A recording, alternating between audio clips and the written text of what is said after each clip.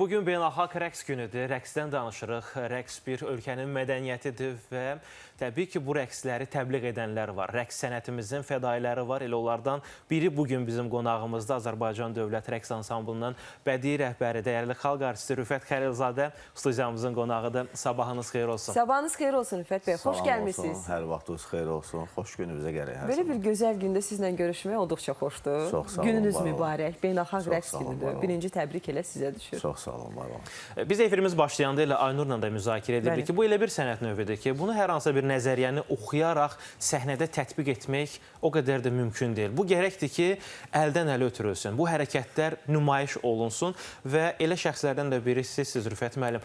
Bugün Azərbaycan rəqs mədəniyyətindən danışanda ümumi mənzərə olaraq biz nə deyə bilərik?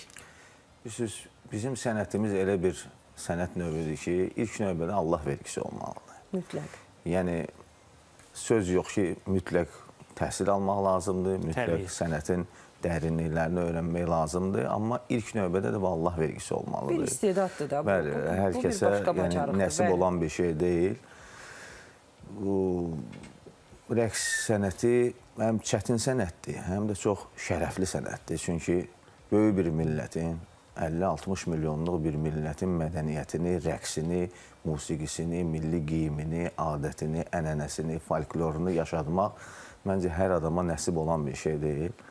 Və mən fürsətdən istifadə edirəm bütün həmkarlarımı, rəqs sevərləri, rəqs fədailərini bu bayram münasibəti ilə təbrik edirəm.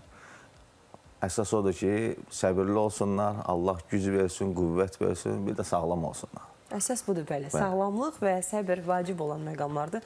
Gözəl dediniz ki, bu bizim tariximizdir, bu bizim keçmişimizdir, dəyərlərimizdir. Bizim hər bir milli rəqsimizə əgər tarixinə nəzər salsaq, elə rəqsi izləyəndə hər bir hərəkət nə qədər böyük bir tarixdən, keçmişdən xəbər verir də. Bugün necə yaşadılır, necə qorunur bizim milli rəqslərimiz, Rüfət müəllim? Təbii ki, bugün dünya, yəni, qloballaşma dövrünü yaşayır. Yəni, mədəniyyətlər bir-birinə qarışır. Amma ona baxmayaraq şükürlər olsun ki, biz Azərbaycan türkləri öz mədəniyyətimizi qorumuşuq, saxlamışuq. Və hal-hazırda da mən deyərdim ki, milli rəqsimiz öz inkişaf dövrünü yaşayır. Çünki bilirsiniz, biz Azərbaycan Dövlət Rəqs Ansamblında yeni proqramlar hazırladıq. Mənim Azərbaycanım ilk Qafqazda milli balet olan Koroğlu adında böyük bir rəqs tamaşası hazırladıq. İrs adında böyük bir rəqs tamaşası hazırladıq. Yəni, adlarına nəzər yetirəndə bilinir ki, bu elə milli rəqslərimizdir, milli ruhumuzdur. Çünki hər bir millət öz milliliyini qoruduqca millət olur. Və bizim də əsas qayəmiz bizim milli ruhumuzu qoruyub saxlamaq.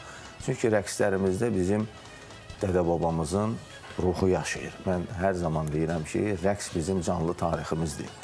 Biz öz övladlarımıza yabancı başqa millətlərin musiqisini, rəqsini öyrədə bilərlər təbii özləri üçün. Amma əsas öyrəndikləri bizim milli musiqimiz, milli rəqsimiz, sevdikləri bizim milli geyimimiz olmalıdır ki, biz bir millət olaraq var olaq. Və mən deyərdim ki, bizim elə ata yurdumuzu azad etməyimiz, yəni o da bizim nə dərəcədə milli ruhda olduğumuzu göstərir və mənə elə gəlir ki, bizim ritmimizin, rəqsimizin də bu sahədə rolu az deyil. Rüfət müəllim, siz özünüz də vurğuladınız ki, son dövrdə bizim rəqs sənətimizin təbii ki, zəngin bir tarixi var, amma inkişaf mərhələsi desək yanılmarıq. Niyə? Çünki ölkəmizdə böyük mötəbər tədbirlər, layihələr baş tutmaqdadır və o tədbirlərin, layihələrin açılışında Azərbaycanın milli rəqsləri nümayiş olunur. Gələn qonaqlara bir gözəl proqramlar tərtib olunur. Ona görə də bizim işimiz getdikcə daha da məsuliyyətli olur bu rəqs mövzusunda. Bilirsiniz, mən öz sənətimlə əlaqədar dünyanı gəzmişəm. Amma bu 30 il bizim üçün həqiqətən çətin illər olub. İndi inanırız ki, dünyanın hər harasında biz çıxış eləyiriksə, tam fərqli bir ruhda çıxış eləyirik. Çünki qalib bir xalqın övladları yox, nümayəndələri. Biz elə bu yaxınlarda qardaş Qırğızstanda səfərdə olduq. Son zamanlar ümumən istəyərdim, xüsusən bunu qeyd edim ki, son zamanlar 1 il, 2 il ərzində, yəni biz bir çox ölkələrə məhz Azərbaycan günləri ilə səfərlərdə olmuşuq. bu sevindirici bir haldır. Çünki biz öz milli musiqimizi, mədəniyyətimizi qardaş ölkələrə, başqa ölkələrə yəni təmsil edirik. Yəni bizim sənətimiz bilirsiniz də sözsüz bir sənətdir. Biz öz bədən plastikamızla kimliyimizi çatdıra bilirik. İnanın Qırğızstanda zal ayaq üstə idi. Yəni tamaşaçılar birinci onu qeyd etmək lazım ki, boş yer yox idi. Və yəqin ki, Instagram səhifəmizdə, YouTube Biz səhifəmizdə sosial şəbəkələrdə izlədik və o izdihamı, o möhtəşəmliyi gözlərimizdə gördük. Bilirsiniz, orada bizi fərdi olaraq ola bilər kimsə tanımasın. Amma Azərbaycanı tanıyırlarsa, bu bizim hər birimizin uğurudur, sevincidir və nə xoş ki, bu işdə bizim də balaca da olsa bir zəhmətimiz var, rolumuz var. Rüfət müəllim, işlər çoxdur. Qarşıdan Xarı Bülbül Beynəlxalq Musiqi Festivalı gəlir. Qarşıda həm sizin yay aylarında Azərbaycan Dövlət Rəqs Ansamblının konsert proqramı gözlənilir. Heydər Əliyev Sarayında başlayacaq. Mən istərdim ki, bu işlərə də qısa olsa da nəzər salaq. Bilirsiniz, şükürlər olsun ki, bu il artıq 5-ci Xarı Bülbüldür. Yəni azad olunandan sonra bizim ata yurdumuz. Və burada maraqlı bir proqramla hazırlaşırıq. Mən istəməzdim indidən yəni, açıqlama vereyim. Amma yəni, xalqımız mənə elə gəlir ki, xoşuna gələcək. Yəni, bilirsiniz ki, bu il Üzeyir bəyin yubileyi ilidir. Bəli, 140 illiyə qeyd olunur. İnşallah Allahın köməkliyi ilə Xarı Bülbül Festivalında da Azərbaycan Dövlət Rəqs Ansamblı möhtəşəm bir çıxışlarla çıxış eləyəcək. Mənə elə gəlir ki, yadda qalan çıxışlar olacaq. O ki, qaldı bizim yay ərəfəsində olan İnşallah konsertinizə. Yəni onu da biz nəzərə almışıq ki, yay ərəfəsində Respublikanın xarici qonaqları çox olur və çox yaxşı olardı ki, bizim xalqımız təbii ki, bu rəqsi görür, sevir, amma nə qədər biz xarici səfərlərimiz çox olsa, nə qədər xarici vətəndaşlar Azərbaycanın rəqsini, musiqisini izlədikcə bizim kimliyimizi biləcəklər. Bizim rəqsimizdə sülhsevərlik var, bizim rəqsimizdə vətənə sevgi var, ümumi həyata sevgi var. Yəni onlar nə qədər bizim rəqsimizi, musiqimizi, milli mədəniyyətimizi görsələr, öyrənsələr, bizim kimliyimizdən xəbərdar olacaqlar. Rüfət müəllim, necə gözəl vəsf eləyirsiniz Azərbaycan rəqslərini, milli rəqslərimizi. Dünyanın bir çox yerində Azərbaycan rəqslərini, milli mədəniyyətimizi təbliğ və təmsil eləyirsiniz. Necədir münasibət, qarşılanma? Belə eşitdiyiniz ən maraqlı fikir Azərbaycan rəqsləri ilə bağlı? Ən maraqlı sual, bəlkə hadisə, bölüşsəz çox xoş olar. Ümumən, hər səfərimiz maraqlı keçir, amma Çin səfərində mənim heç yadımdan çıxmaz ki, Çin bilirsiniz, milyard yarımlıq bir ölkədir. Yəni, orada texnologiya, yəni hər bir şey yüksək səviyyədədir. Ona baxmayaraq, böyük bir rəqs festivalı, daha doğrusu ümumi festivalı, bir kəmər, bir yol və 3 saatlıq böyük bir tamaşa idi. O tamaşanın içində Azərbaycan Dövlət Rəqs Ansamblında Azərbaycan da iştirak edirdi və xoş olan, yadda qalan bir an oldu ki, o boyda tamaşanın baş rejissoru səhnəyə çıxdı və dedi ki, burada bir çox kollektivlər iştirak eləyir, amma mən xüsusən Azərbaycan ansamblını, Azərbaycan Dövlət Rəqs Ansamblını istəyərdim. Yəni, qeyd edim ki, mən elə belə bir çıxış, belə bir coşqulu, belə bir coşqulu rəqsi hələ heç bir kollektivdə görməmişəm. Baxmayaraq ki, bilirsiniz ki, içində çox qədim Shaolin məktəbi var. Yəni, onların da texnikası. Amma o, inanırsınız ki, bizim oğlanları, işçilərimizi belə əl vururdular və deyirdilər ki, bunlar yer adamlarıdır. Yəni, bunlar hansı çevikliklə, necə barmaqları üzərində dayanırlar, necə havada dövrə vururlar, düşürlər, yəni dizi üzərinə.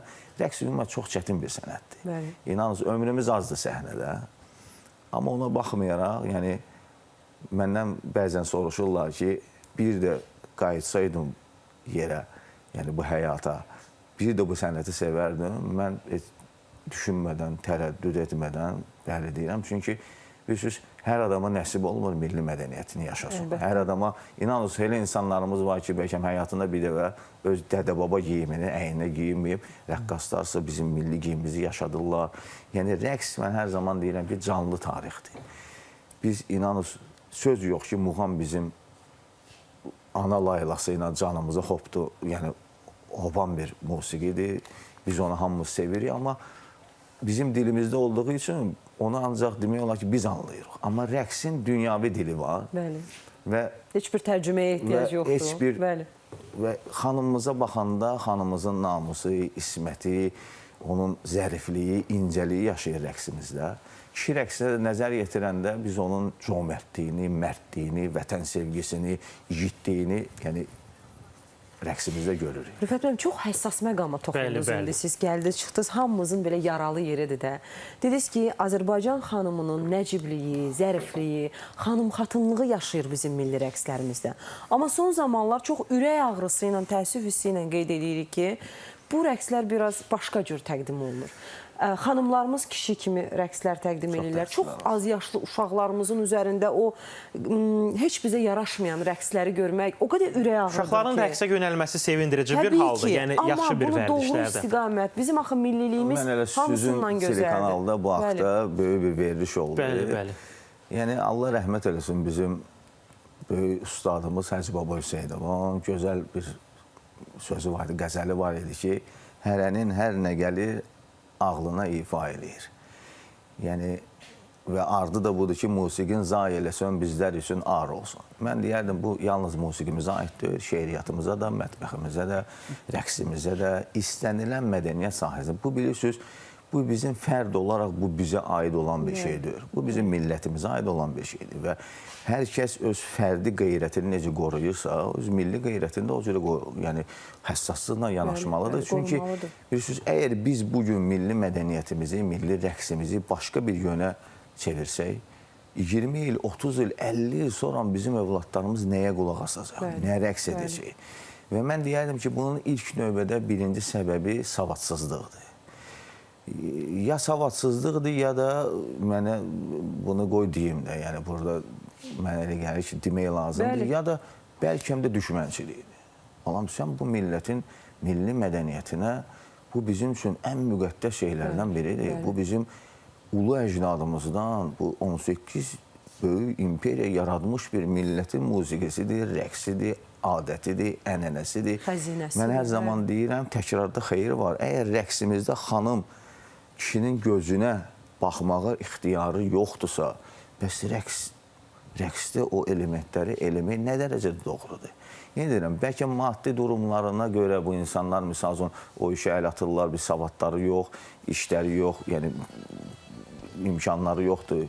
Amma bu toxunulmazdır, bunu olmaz. Sən gedib başqa işlə məşğul olsun, bəlkə bu dövlətə, bu millətə daha xeyirli olarsan. Əksinə bu elədiyinlə bizim milli mədəniyyətimizə, dövlətimizə, dövlətçiliyimizə ziyan vurursan. Günah qazanırsan. Bəli, mənə elə gəlir ki, böyük günahlardan biridir. Doğrudan. Sevindirici haldır ki, valideynlər uşaqlarını rəqsə yönəldirlər, amma etiraf edir ki, peşəkarlar var, peşəkar komandalar var, uşaq gənclər inkişaf mərkəzləri var ki, orada... Həssas olsunlar, seçən zaman xüsusilə... Orada peşəkar şəkildə təbliğatına məşğuldur. Hal-hazırda bilirsiniz də, yəni Mədəniyyət Nazirliyi, yəni attestasiya oldu. Mənə elə gəlir ki, rəqs sahəsində də olacaq. Çünki hər kəs bu işlə məşğul olmamalıdır. İnanın, bəzi mənim dostlarım iş otağıma gələndə, məndə xoreografiya kitablarından çox tarix kitabları var. Yəni, inanın, cildlərlə sırf Azərbaycan tarixinə aid olan kitablardır. Bir dostum sual verdi ki, sən xoreografsan ya tarixçisən? Dedim ki, tarixi bilmədən nə rəqs hazırlasan yanlış olacaq. Çünki sən bilməlisən bu millətin həyat tərzini, bu millətin tarixini, bu millətin oturuşunu, duruşunu. Yəni, bir yoldaş bir də bu sual verdi ki, nə üçün sənin ansamblında, düzdür, o rəqsi mən hazırlamamışam, bizim böyük ustadımız Əlibolu müəllim Abdullayev, Respublikan xalq artisti, Allah ona qəni-qəni rəhmət eləsin, bizim səhnə xalq rəqsimizin banisidir. Yəni, inanınız ki, mən çox istəyərdim ki, elə onun doğum günü də Azərbaycan milli rəqsinin günü kimi qeyd olunsun. Çünki bu insan Üzeyir bəy bizim musiqimiz üçün, profesional musiqimiz üçün kimdirsə, Allah hər ikisinə rəhmət eləsin. Əlibolu müəllim Abdullayev də profesional milli rəqsimiz üçün çox dəyərli və adı qızıl hərflərlə bizim tariximizə həkk olunmuş insandır.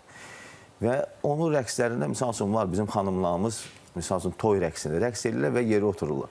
Bir yoldaş mənə sual verdi ki, bunlar niyə yeri otururlar? Dedim, çünki bizim həyat tərzimiz dədə-babadan xalçanın üzərində olub. Biz xalçanın üzərində doğuluruq, xalçanın üzərində yaşayırıq və yeganə də millətik ki, dünyadan köçəndə də bizi xalçaya büküb. Yəni xalça bizim üçün önəmlidir. Yəni bu xırda bir elementdir. Amma yenə də tarixə bağlıdır. Gərək tarixi biləsən ki, onun cavabını biləsən. Və mən fürsətdən də istifadə eləyərdim bütün rəqslə məşğul olan professional xoreoqraflara. Yəni mütləq tariximizi öyrənir. Çünki tarix olmadan rəqs yoxdur. Çünki rəqs özü canlı tarixdir. Sən bilməlisən xalqımın qədim tarixidir. Biz ta Nuh tufanından buradayıq. Və biz bura gəlmə xalqı deyirik. Biz Qafqazın yerli xalqıyıq, ən qədim xalqıyıq. Ən gözəl musiqiyə, ən gözəl şeiriyyata, ən gözəl rəqsə. İnanınız ki, Aleksandr Cuma, mən bunu bir Rusiyada səfərdə idi və bunu 2000'li salonda söylədim ki, zamanında Aleksandr Cuma Qafqaza gəlir. Səfəri var, məşhur və onun yazılarında var ki, Qafqazın ən gözəl çaparları, ən gözəl musiqiləri, ən gözəl rəqsləri məhz Azərbaycan türklərinə aiddir. Çox təəssüflər olsun ki, bir zaman oldu, Sovetlər zamanında. Bu rəqs sənətinin başına elə adamlar gəldi ki, qanı-qanımızdan, soyu-soyumuzdan olmayan insanlar gəldi. Və bayaq söylədiyim hərənin hər nə gəlir ağlına ifa elədi və bizim musiqimizi modern adı ilə, modern çox gözəl şeydir, yenilikdir. Amma axı bu bizim sən xələl gətirməmək şərti ilə, xələl gətirmədən sən milliliyi qorumaq şərti ilə bu gün yəqin ki, bizim rəqslərimizə baxırsınız. Bizim rəqslərimizdə musiqi aranjmanı tam fərqlidir. Yəni söz yox ki, 20 il, 10 il, 30 il, 50 il bundan qabaq olan musiqi səslənməsi deyil.